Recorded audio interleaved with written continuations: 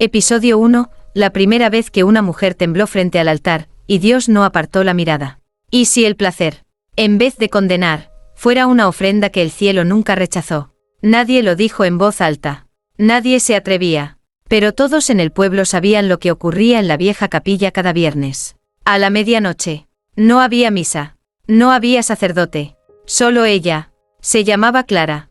Y su cuerpo parecía tallado para la tentación. Pero lo que muchos no sabían, es que no vino a seducir hombres, sino a ofrecer algo mucho más antiguo, más sagrado, más peligroso, placer, como sacrificio. A Dios. La primera vez que entró desnuda bajo el altar. El mármol no crujió. El crucifijo no lloró. Solo el silencio la abrazó. Como si incluso los ángeles contuvieran la respiración. Clara no era una hereje. Era virgen. Pero no por pureza. Por pacto. Decía que su cuerpo no era suyo, que había sido escogido desde niña, que los temblores que sentía no eran lujuria, sino fuego divino, que cada estremecimiento era una oración que ascendía más alto que cualquier salmo. Cuando el cuerpo tiembla, el alma se abre, murmuraba mientras sus dedos acariciaban el suelo sagrado. Y cuando se abre, Él escucha. Esa noche, alguien la vio, un joven monaguillo que se había escondido tras las cortinas por curiosidad. Lo que presenció marcó su vida. Clara, en silencio, sobre el altar, con los ojos cerrados y el cuerpo arqueado hacia el cielo, parecía más cerca de Dios que cualquier santo. Pero entonces ocurrió. El crucifijo comenzó a sangrar. Una gota, luego dos, directamente sobre su pecho. Clara no gritó, sonrió, y susurró algo que el joven nunca pudo olvidar. No ofrezco mi cuerpo al pecado, lo ofrezco a Él, y Él acepta. Desde entonces, cada viernes, más ojos curiosos llegaron, algunos por fe, otros, por deseo, pero ninguno salió igual, porque el placer, cuando se convierte en sacrificio, deja cicatrices invisibles. Y Dios, a veces, no mira hacia otro lado. Episodio 2. El joven que se atrevió a mirar, y terminó orando con el cuerpo. Nadie sale ileso después de ver a una mujer orar con el alma, y el deseo. Pero él no solo vio. Él sintió. Y eso lo cambió todo. Se llamaba Elías. Tenía 17 años. Hijo de catequista. Criado entre crucifijos y culpas. Nunca había tocado una mujer. Ni siquiera la había deseado. O al menos, eso se decía a sí mismo. Hasta que vio a Clara. Esa noche, algo lo empujó. No fue curiosidad. Fue hambre. No del cuerpo, del alma. Elías se deslizó entre los bancos de la capilla abandonada, escondiéndose detrás del confesionario. Clara ya estaba allí, desnuda, inmóvil, con la espalda apoyada en el altar y la mirada al cielo como si esperara una respuesta que el mundo no podía dar. Pero lo que hizo después, no parecía humano. Cada respiración era un verso, cada movimiento de caderas, un salmo secreto, cada gemido, un eco que hacía temblar los vitrales. Clara no estaba pecando. Estaba ofreciendo algo que Elías jamás había visto, placer entregado con fe. Si lo deseas sin culpa, Él lo recibe con amor. Susurró Clara, sin mirarlo, sin saber que Él estaba ahí. Pero sí lo sabía. Lo había sentido, porque esa noche, Dios no fue el único que escuchó su ofrenda. Elías sintió un calor en el pecho. No sexual, no carnal, algo que venía desde dentro. Como si alguien, o algo, despertara en él una voz que nunca había usado. Y sin saber por qué, cayó de rodillas. No por vergüenza, sino por adoración. Adoración no hacia el cuerpo, sino hacia lo que ocurría cuando un cuerpo se entregaba sin miedo. Cuando el placer dejaba de ser pecado, y se convertía en puente. Elías no la tocó, no se atrevió, pero esa noche oró por primera vez con todo su cuerpo. Con cada nervio, con cada pulso, con cada lágrima. Y Clara, desde el altar, dijo entre suspiros, uno más ha comprendido, uno más ha sido tocado, sin ser tocado. Lo que ninguno de los dos sabía, es que el obispo ya había recibido denuncias, y que el placer, cuando se convierte en ritual, siempre despierta al juicio. Episodio 3. El primer castigo cayó sobre quien no pudo negar lo que sintió. No fue un beso, ni una caricia lo que lo condenó, fue una lágrima. Una lágrima derramada, mientras oraba desnudo en secreto. Al amanecer, Elías no volvió a ser el mismo. No habló, no comió, no durmió, solo escribía. Versos extraños, oraciones que mezclaban deseo y devoción. Su madre lo encontró una mañana de rodillas frente al espejo, con el pecho desnudo y los labios murmurando cosas que no parecían salmos. Dios está más cerca de lo que nos enseñaron. Mamá, susurró con los ojos enrojecidos. Y sabe cómo tiembla el alma, cuando tiembla el cuerpo. El rumor creció. Un muchacho fue visto en la capilla. Clara lo ha corrompido. Está poseído por un deseo sagrado. El párroco no tardó en actuar. Elías fue llamado al altar mayor, frente a toda la comunidad, con los ojos de santos de yeso vigilando desde las paredes, y los susurros más afilados que cuchillas. ¿Qué viste, hijo?, preguntó el padre justo. Con voz firme. A una mujer orar, respondió Elías. ¿Desnuda? Sí. ¿Y qué sentiste? Fe. Silencio. Total. Peligroso. El castigo fue inmediato. Lo obligaron a dormir en la sacristía, ayunar 3 días y confesar cada hora el pecado de los sentidos. Pero el verdadero castigo llegó la 4ª noche. Le raparon el cabello, le quemaron los escritos, y lo arrojaron, desnudo, al interior de la pila bautismal vacía, como si quisieran lavar el fuego con piedra fría. Pero Elías no gritó, no suplicó, solo recitó las palabras de Clara, como un mantra bajo la lengua. Cuando el cuerpo tiembla, el alma canta, y cuando canta, Dios escucha. Lo que no sabían era que Clara observaba desde lejos, oculta, llena de rabia y de fe, porque nadie sabía aún que ella no estaba sola, que el placer que ofrecía cada viernes no era solo suyo, era parte de algo más grande, más antiguo, más poderoso, y que ese fuego, al ser reprimido, buscaría otra forma de arder. Episodio 4. La esposa del sacerdote que soñaba con la mujer desnuda del altar. Los sueños son el único lugar donde ni Dios ni el diablo pueden mentir. Y ella comenzó a soñar, justo cuando dejó de tocar a su esposo. Se llamaba Magdalena. 39 años. Esposa del Padre Justo desde hacía más de una década. Nunca gritó. Nunca dudó. Nunca deseó. Hasta ahora. Las noches comenzaron a llenarse de imágenes que no eran suyas. Un cuerpo cubierto de sudor. Un altar temblando. Un rostro femenino que no podía ver del todo, pero que la hacía gemir al despertar. No entiendo, no he pecado, le dijo a su esposo, temblando. Entonces confiesa. A veces pecamos incluso dormidos, respondió él, sin levantar la mirada del misal. Pero el problema era ese, ella no sentía culpa. Sentía hambre. Un hambre que no nacía del cuerpo, sino del alma. Una madrugada, Magdalena se despertó jadeando, la sábana empapada, las piernas cerradas con fuerza, y un nombre en los labios. Clara. Se asustó. No la conocía. Nunca la había visto. Pero la sentía. Dentro. Muy dentro. Ese día, fue al mercado y preguntó en voz baja. ¿Quién es Clara? Nadie respondió. Solo una anciana, vendedora de velas negras. Susurró. Es la mujer que ora con el cuerpo. Y si la sueñas, es porque Dios ya ha tocado algo que no volverá a ser puro. Magdalena no habló más. Volvió a casa. Se encerró en el cuarto. Y escribió con tinta roja sobre la pared blanca del baño. ¿Y si el placer no es condena, sino señal? Esa noche, el Padre Justo la tocó por primera vez en meses. Pero Magdalena no reaccionó. Tenía los ojos cerrados. Y sonreía, como si otra mano, más suave, más verdadera, la acariciara desde lejos. El sacerdote, herido en su hombría y su fe, murmuró. ¿Con quién sueñas, Magdalena? Y ella, sin abrir los ojos, susurró. Con lo que tu iglesia nunca se atrevió a rezar. Porque el deseo que se reprime busca grietas. Y cuando entra en el alma de una mujer santa, nada en el templo vuelve a ser igual. Episodio 5. La carta que cruzó el océano y encendió una alarma en el Vaticano. No tenía remitente. No tenía firma. Solo una frase al final, escrita con lo que parecía ser sangre seca.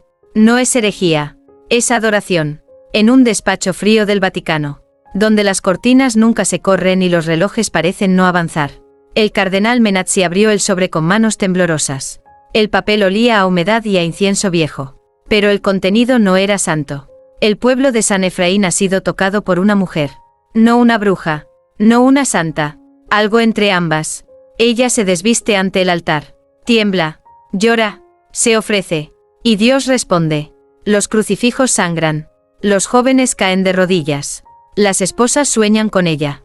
Y los sacerdotes enmudecen. Ninguna acusación concreta. Solo, revelación. El cardenal frunció el ceño. Había leído miles de cartas. Denuncias. Delirios. Confesiones. Pero nunca una que hiciera arder su pecho sin haber mencionado siquiera su nombre. ¿Dónde queda San Efraín?, preguntó a su asistente. Sur de América. Poblado pequeño. Iglesia colonial. Sin internet. Sin cámaras. Perfecto, dijo él. Y ordenó preparar un viaje. No por sospecha, sino por miedo. Porque los relatos que no se pueden probar son los más peligrosos. Mientras tanto, en San Efraín, Clara encendía una vela negra en el altar.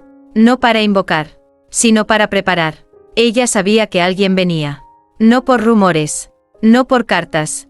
Lo supo la noche anterior, cuando el altar ardió brevemente al tocarlo con su palma desnuda. El fuego viaja, dijo, y cuando llega a Roma, no hay sotana que no tiemble. Esa misma noche, Elías comenzó a escribir de nuevo, pero esta vez, no poemas, sino visiones. Dibujó un hombre vestido de negro, con mirada de hierro, que bajaba del avión con un rosario y un miedo oculto. Dibujó la iglesia de San Efraín envuelta en llamas suaves que no quemaban, pero que marcaban. Y escribió debajo, sin entender por qué: el juicio viene, pero esta vez, el placer hablará primero. Episodio 6, el enviado del Vaticano que tembló antes de ver. No era su primera misión. Había exorcizado mujeres, cerrado conventos, callado profetas, pero nunca había sentido algo antes de llegar. Hasta que pisó San Efraín. Se llamaba Vittorio Lazzari.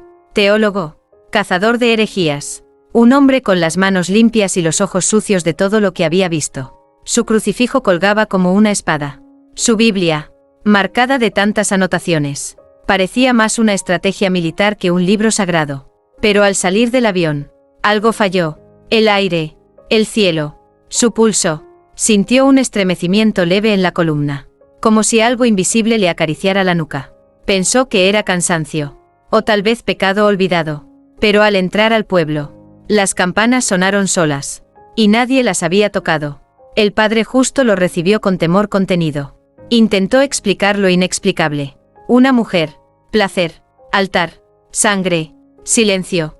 Pero Lazzari no escuchaba palabras. Escuchaba la vibración en los muros, como si las paredes le susurraran: aquí lo carnal ya no es impuro. Aquí la culpa no entra. Pidió ver a Clara, pero nadie sabía dónde vivía. Solo que aparecía los viernes. Solo que el altar la reconocía antes que el pueblo. Vittorio esperó hasta el viernes, y cuando cayó la noche, se sentó en el último banco de la iglesia, con su cruz apretada, con sus oraciones listas, con su juicio afilado. Entonces la vio. Clara entró descalza, con una túnica blanca que no cubría nada, y una serenidad que no desafiaba. Desnudaba. No habló, solo caminó hasta el altar, y se arrodilló. Vittorio quiso gritar, pero no pudo, porque algo más fuerte que el escándalo le cerró la garganta. Clara comenzó a moverse. No bailaba, no pecaba, oraba con la carne, y el crucifijo sangró. Otra vez, Vittorio se levantó, pero no para detenerla, sino porque algo dentro de él tembló. Un temblor que no venía del deseo, ni del miedo, sino de un lugar más hondo, más antiguo, más verdadero, y por primera vez en años. No supo si lo que sentía era fe o rendición. Episodio 7. Ella no lo esperaba con miedo, sino con memoria. No lo miró como a un enemigo, ni como a un inquisidor, sino como a alguien que, sin saberlo, ya había estado en su altar. Después de la ceremonia, Vittorio no durmió. Se encerró en la habitación prestada por el párroco. Cruz en mano, labios secos, latidos desordenados. No fue lujuria, se repetía.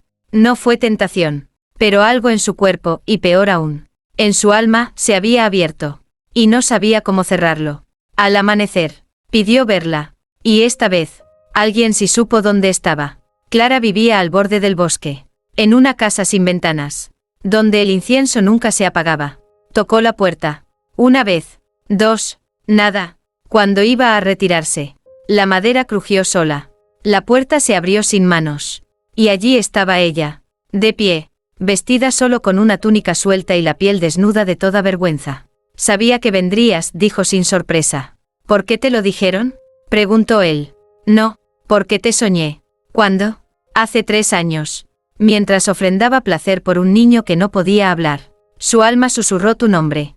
Entraron. No había imágenes religiosas. Solo espejos. Muchos. Algunos rotos. Otros empañados por algo más que vapor. ¿Por qué haces esto? Preguntó Vittorio. La voz más herida que firme. ¿Esto qué? Ofrecerte así, ante el altar. Porque nadie le enseña al cuerpo a rezar. Y el mío, aprendió solo. Él tembló. Pero el altar no es un lecho, insistió. ¿Y quién lo dijo? ¿Un hombre? ¿Un libro? ¿O una voz que solo acepta lo que no le incomoda? Clara caminó hacia él. No para seducir, sino para mostrar. Le tomó la mano. La colocó sobre su pecho. Y dijo, suave, casi sin aire. Aquí no habita el deseo. Aquí habita lo que nadie se atreve a nombrar.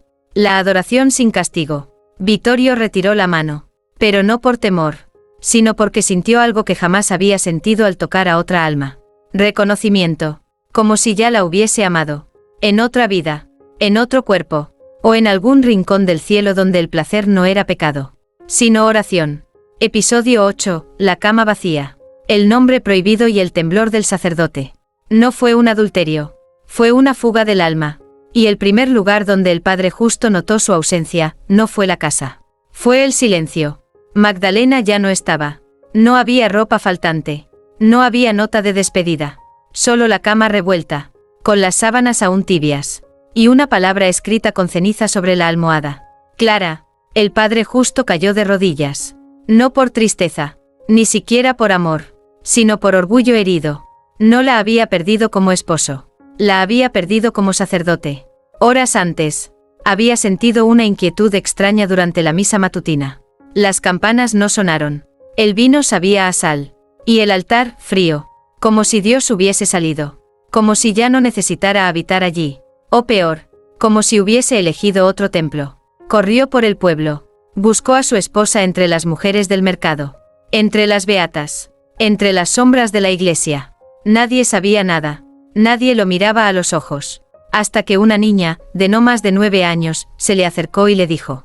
Ella ya no sueña contigo. Padre, ahora, ella reza con la piel. Y se fue corriendo. Él la siguió, pero no llegó a atraparla. En su lugar, llegó a un muro blanco, donde alguien, probablemente Magdalena, había escrito con sangre seca. He sentido más a Dios en un suspiro, que en todos tus sermones. Esa noche, el Padre Justo entró solo a la iglesia. Se arrodilló, pero no oró. Gritó a las paredes, al altar, a la cruz. Pero no obtuvo respuesta, hasta que el viento movió las cortinas del confesionario. Y una voz, femenina, suave, imposible, susurró desde dentro. No la perdiste por pecado, la perdiste por no temblar nunca. El sacerdote cayó al suelo. Y por primera vez, comprendió, que había predicado toda su vida sobre un Dios que no conocía. Un Dios que, quizás, también sabía gemir en silencio. Episodio 9. La mujer que escuchó a Dios, entre sus propios gemidos. No fue una visión, ni una revelación. Fue una respiración cálida detrás de su nuca. Una frase sin voz que le cambió la carne. Ahora sabes cómo amo. Vittorio no creyó en coincidencias. Pero tampoco pudo negar lo que vio al cruzar el umbral de la casa de Clara. Allí estaba Magdalena. Desnuda. Dormida. Sobre un colchón rodeado de espejos. Como si el cuarto estuviera diseñado para ver el alma desde todos los ángulos posibles. Y sonreía, no como quien descansa, sino como quien acaba de ser despertada, desde dentro. Clara lo miró desde la esquina, con una taza de infusión en la mano y el cabello suelto. Casi salvaje. No la toqué. Vittorio dijo sin defensas. Fue Dios. Él no respondió, solo se acercó a Magdalena. Y al agacharse, ella abrió los ojos, sin sobresalto. Sin vergüenza, solo con una serenidad que desarmaba. Soñé que él me hablaba, susurró. ¿Qué te dijo? Preguntó Vittorio. Como un hombre con fe, pero sin suelo. Nada, solo gemía. Y yo comprendí que esos gemidos no eran placer. Eran oración ardida. Vittorio se quedó helado. Porque algo en esas palabras lo atravesó más que cualquier exorcismo que había dirigido. Dios, gimiendo. Dios, encarnado. No como figura, sino como sensación. Clara se acercó y le entregó la taza. Tómala, purga lo que aún llamas pecado. Y prepárate. porque esta noche el altar será testigo de una ofrenda que nunca antes fue permitida. Una mujer consagrada al placer, no al sacrificio. Magdalena se levantó lentamente. Sus pasos no eran de esposa, ni de esclava, eran de profetisa. Voy a entregarme, Vittorio dijo mirándolo a los ojos. Pero no a un hombre, ni siquiera a Clara, sino a algo que me tiembla por dentro, desde que dejé de tener miedo. Y en los espejos, por un segundo, Vittorio se vio a sí mismo, pero no con sotana, ni con cruz, sino desnudo, temblando, orando en silencio, como si también quisiera ser tocado. Episodio 10, la noche en que el altar respiró por primera vez. No hubo gritos, ni cánticos, ni sermones, solo cuerpos en silencio. Y un altar que, por fin, se atrevió a inhalar. Viernes, medianoche. La capilla de San Efraín no tenía espacio para un alma más. Pero nadie hablaba, nadie grababa, nadie rezaba como antes. Porque esa noche, se rezaría con el cuerpo. Clara entró primero, lenta, descalza, cubierta con una tela casi invisible, como si no ocultara nada, pero revelara todo. Detrás de ella, Magdalena, con los ojos cerrados y los brazos extendidos, como quien ya no camina, sino se entrega. Vittorio estaba en el fondo, ya sin crucifijo al cuello, ya sin preguntas, y por primera vez en toda su vida, sin culpa. Clara subió al altar, pero no se arrodilló, se acostó, con el cabello abierto como corona, el pecho descubierto como lámpara viva, y las piernas cruzadas como un secreto. El silencio era tan denso que se podía cortar, hasta que comenzó a temblar. No ella, el altar. Sí, temblaba, como si respirara, como si por dentro pasara algo que jamás había sido permitido. Y entonces Clara habló. No soy santa, no soy bruja, soy templo, y estoy abierta. Sus dedos comenzaron a recorrer su piel como si trazaran un salmo desconocido. Cada movimiento despertaba algo en los que miraban. Vergüenza, deseo, fe. Magdalena se acercó, no para poseerla, sino para unirse. Se recostó junto a ella, y juntas, comenzaron a moverse, como dos lenguas de fuego orando en un idioma prohibido. La gente no se escandalizó, no huyó, lloró, uno por uno. Hombres y mujeres comenzaron a caer de rodillas. Algunos se tocaron el pecho, otros, las lágrimas, pero todos sintieron que Dios estaba ahí, no mirando, no juzgando, respirando, y cuando Clara arqueó su espalda y suspiró con fuerza, no hubo sangre del crucifijo, solo un aliento leve que recorrió toda la capilla, como si el cielo, por fin, hubiera exhalado. Episodio 11, el informe que no se podía quemar. Las palabras estaban escritas, pero lo que ardía, era lo que no se decía. Un testimonio que el Vaticano no pudo destruir, porque no estaba hecho solo de tinta, sino de algo que no se puede borrar. Una huella sagrada de placer. El sobre llegó sin remitente, como la vez anterior, pero esta vez, venía acompañado de un trozo de tela blanca, con una marca suave, redonda, una impresión invisible a los ojos ordinarios. Hasta que un monseñor, movido por la sospecha, frotó la tela con agua bendita. Y allí apareció una huella, delicada, femenina, marcada sobre la tela como si el cuerpo mismo hubiera orado con ella. El cardenal Menazzi, al leer el contenido, no pudo continuar después de la segunda página. No por escándalo, sino por algo más peligroso, conmoción. El altar ha dejado de sangrar. Ahora respira. El pueblo ya no se confiesa. Ahora se entrega. Y la mujer que antes era hereje, ahora es templo. Y lo que ofrece no es pecado, es acceso. Firmado, Lazzari. Sí, el mismo inquisidor que enviaron para condenar. El mismo que había cerrado más de 30 iglesias. Ahora, era testigo, cómplice, quizás, convertido. El Vaticano convocó reunión urgente. Puertas cerradas, sillas doradas, miradas de hielo. Esto es herejía encarnada, dijo uno. Esto es el fin de la doctrina, murmuró otro. Esto es la verdad que temimos toda la vida, dijo el más viejo, con voz casi quebrada. Nadie supo cómo responder, porque quemar el informe era fácil. Pero la tela seguía desprendiendo calor, como si aún llevara el pulso de quien la marcó. Esa noche, en Roma, alguien dejó un segundo sobre en la puerta de la Catedral de San Pedro. Dentro, solo una frase escrita a mano. La fe sin cuerpo es miedo. Y el miedo, nunca fue digno de adoración. Y mientras tanto, En San Efraín. Clara susurraba al oído de Magdalena. No hemos terminado. El placer aún tiene un último secreto. Y solo una mujer puede pronunciarlo. Sin que el mundo arda. Episodio 12. La palabra que Dios no logró susurrar a Eva. Antes del pecado. Antes del fruto. Antes del castigo. Hubo una palabra que Dios intentó decirle a Eva. Pero no pudo. Porque el hombre habló primero. Y el deseo fue enterrado. Bajo el miedo. Hasta ahora. Magdalena no dormía. Ya no soñaba. Ahora escuchaba. Desde hacía 3 noches. Algo o alguien murmuraba dentro de su pecho. No eran voces. Eran vibraciones. Como si el alma aprendiera a leer sonidos que no pasaban por el oído. Clara la cuidaba en silencio. Le colocaba infusiones de flores que crecían solo detrás del altar. Le acariciaba el vientre sin intención carnal. Solo como quien prepara un templo para ser habitado. No soy madre, susurró Magdalena. Aún no, respondió Clara. Pero lo serás de algo que nunca ha nacido. Esa noche, mientras el pueblo dormía y la luna sangraba levemente en el cielo, Magdalena comenzó a temblar. Se arqueó sobre el colchón de espejos. Las piernas apretadas. Los labios entreabiertos. Y un susurro salió de su boca. Una palabra. Nunca dicha. Nunca escrita. Nunca traducida. Clara cayó de rodillas. Elías, que estaba orando en la entrada, comenzó a llorar sin entender. Y Vittorio, desde la sombra, sintió que su cruz ardía contra su pecho. Como si por fin se diera cuenta de que no era un escudo, sino una llave. ¿Qué fue eso?, preguntó él, con la voz hecha cenizas. La palabra que Dios intentó susurrar a Eva, respondió Clara. Aún de rodillas. Una palabra que no condenaba el placer, sino que lo consagraba. ¿Y por qué no la dijo? Porque Adán habló primero. Y la historia cambió. Magdalena se levantó. La piel luminosa. El cuerpo envuelto en una paz que ninguna misa había logrado darle. ¿La repetirás?, preguntó Vittorio. No puedo, dijo ella con una sonrisa que parecía venir de siglos atrás. Esa palabra solo se dice una vez. Cuando el cuerpo y el alma están tan unidos, que ya no se reconocen.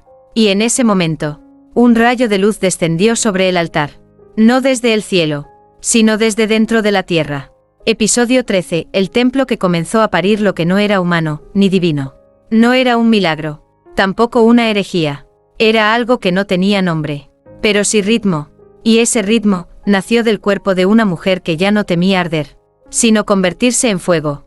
Desde el momento en que Magdalena pronunció la palabra que no puede repetirse. Algo cambió en San Efraín. El aire se volvió más espeso. Los relojes dejaron de marcar la hora exacta. Y las campanas comenzaron a sonar sin cuerdas. Como si alguien, o algo, las tocara desde el otro lado del velo. Esa mañana, Clara despertó cubierta en sudor. No por fiebre, sino por anticipación. Hoy comienza, dijo mientras encendía velas negras en forma de espiral. ¿Qué cosa?, preguntó Vittorio. El parto. ¿Quién va a nacer? Nada. Y todo. Algo que el mundo rechazó antes de conocer. Algo que no pide fe, sino temblor. A las 3 de la tarde, el pueblo comenzó a reunirse frente al templo. Pero no por aviso. No por convocatoria. Simplemente lo sabían. Como si el cuerpo tuviera memoria más antigua que cualquier sermón. Los viejos se arrodillaron sin entender por qué. Los niños comenzaron a recitar sonidos que nadie les había enseñado. Y las mujeres entraban descalzas, con la espalda descubierta, como si la piel fuese ahora el nuevo evangelio. Dentro del altar, Magdalena se encontraba de pie, los ojos cerrados, el vientre firme, pero no estaba embarazada. Oh sí, pero no de carne. Estaba gestando una revelación. Cada respiración suya hacía crujir la madera sagrada. Cada latido, un susurro en una lengua sin gramática. Cada gemido, una grieta invisible en las columnas. Y entonces, ocurrió. El suelo del altar se partió. No en terremoto, sino en expansión. Y desde allí, no salió un niño. Ni una figura, sino una energía caliente. Envolvente. Húmeda, como un orgasmo que no termina. Como una plegaria que se desliza por la piel en lugar de la garganta. El pueblo comenzó a llorar. A tocarse el pecho. A dejarse caer. Pero no por miedo. Por pertenencia. Porque sabían, aunque no podían explicarlo, que algo había nacido esa tarde. Y el mundo ya no volvería a orar igual. En el techo del templo, una paloma negra apareció. Y al abrir sus alas, dejó caer una sola pluma. Sobre el rostro de Clara. Ella la tomó, y dijo, ya no somos carne esperando redención. Ahora somos placer, ofreciendo salvación. Episodio 14. La doctrina escrita en piel. Ya no se buscaban Biblias, ni se memorizaban versículos. Porque ahora, la nueva verdad no venía de la boca del sacerdote, sino de los temblores sagrados que quedaban marcados en la carne. Desde aquella tarde en que el altar se abrió como un útero eterno, el pueblo dejó de hablar como antes. Ya no se decían amén, ni pecado, ni siquiera milagro. Decían, sentí el fuego, mi espalda susurró algo anoche. Dios me tocó entre sueños, y desperté mojada de luz. Y nadie se escandalizaba, porque ahora, la fe se tatuaba desde dentro. Clara comenzó a marcar los cuerpos, pero no con agujas, ni con cuchillas, sino con sus dedos, cada vez que tocaba a alguien en oración, sobre el pecho, en la nuca, o entre los muslos temblorosos. Una silueta, una línea o un símbolo ardía suavemente sobre la piel, y no desaparecía. Vittorio fue el primero. Durante la última ceremonia, Clara le acarició la frente, y al terminar, él bajó la mirada y vio sobre su pecho desnudo un trazo fino en forma de espiral, como un camino que entra en sí mismo. ¿Qué significa?, preguntó. Que ya no buscas respuestas, dijo Clara. Ahora eres una Magdalena. En cambio, fue marcada por dentro. Desde que parió la energía del altar, su voz cambió. Sus suspiros, sin quererlo, hacían que las velas encendidas se apagaran. Y cuando dormía, su espalda sudaba símbolos que ningún libro sagrado contenía. Elías comenzó a copiar esos símbolos, dibujarlos, memorizarlos, y así nació lo impensable. Una nueva doctrina, no escrita con tinta, sino con placer, no dictada desde el cielo, sino desde la carne que dejó de avergonzarse. En Roma, un último mensaje llegó, un solo papel, sin amenazas, sin pedidos, solo una frase. La nueva fe no te exige arrodillarte, solo que te atrevas a sentirla. Y mientras los obispos discutían entre la herejía y la locura, en San Efraín, los cuerpos seguían marcándose. Y cada marca era distinta, única, como si Dios, por fin, hubiera recordado el idioma que quiso susurrarle a Eva, y lo hablara ahora, piel por piel. Episodio final, 15. San Efraín ya no existe, pero late dentro de quienes fueron marcados. No se puede destruir una iglesia que ya no tiene muros, ni matar una fe que se propaga con el aliento. Porque lo que nació en San Efraín, ya no necesita existir para arder, solo necesita recordarse. En piel, en carne, en gemido, la orden llegó sellada con el anillo del Papa. Una frase corta, fría, final, eliminar el foco, erradicar la herejía. Se enviaron hombres con sotanas negras y manos entrenadas para borrar lo impuro. No portaban Biblias, portaban fuego, pero cuando llegaron a San Efraín, no encontraron el pueblo, ni la capilla, ni a Clara, ni a Magdalena, ni a Vittorio, ni a nadie, solo un campo abierto, donde alguna vez hubo ladrillos y campanas. Ahora solo quedaban hojas temblando, y una brisa que, si se escuchaba con atención, susurraba en un idioma que ningún exorcista conocía, el idioma del cuerpo orante. Buscaron, cavaron, ordenaron bendiciones, salpicaron agua bendita sobre la tierra, pero la tierra no la absorbía, la rechazaba, como si el lugar no necesitara ser purificado, como si ya fuera sagrado. Uno de los enviados, al tocar el suelo, sintió un calor extraño que subió por su muñeca. Se arrancó el guante, y ahí estaba, una marca, una espiral pequeña, exactamente igual a la de Vittorio. Esto, no es posible, balbuceó, pero el fuego ya estaba en su pecho, porque San Efraín no había desaparecido. Se había esparcido, con cada orgasmo que no fue pecado, con cada oración que nació del vientre, no de la boca, con cada mujer que se atrevió a gemir sin culpa, y cada hombre que, al verla, no la condenó, sino se arrodilló. Años después, en distintas partes del mundo, comenzaron a reportarse milagros sensuales, iglesias donde las imágenes lloraban cuando alguien se desnudaba con fe, Biblias que se abrían solas en páginas sin texto, pero impregnadas de perfume corporal, y mujeres que, al tocar ciertas marcas en su piel, sentían que Dios las escuchaba sin decir palabra. San Efraín fue borrado de los mapas, pero no del cuerpo, porque la verdadera religión que nació allí no necesita templos, ni dogmas, ni castigos, solo necesita una cosa: Un cuerpo dispuesto a temblar y no pedir perdón por ello.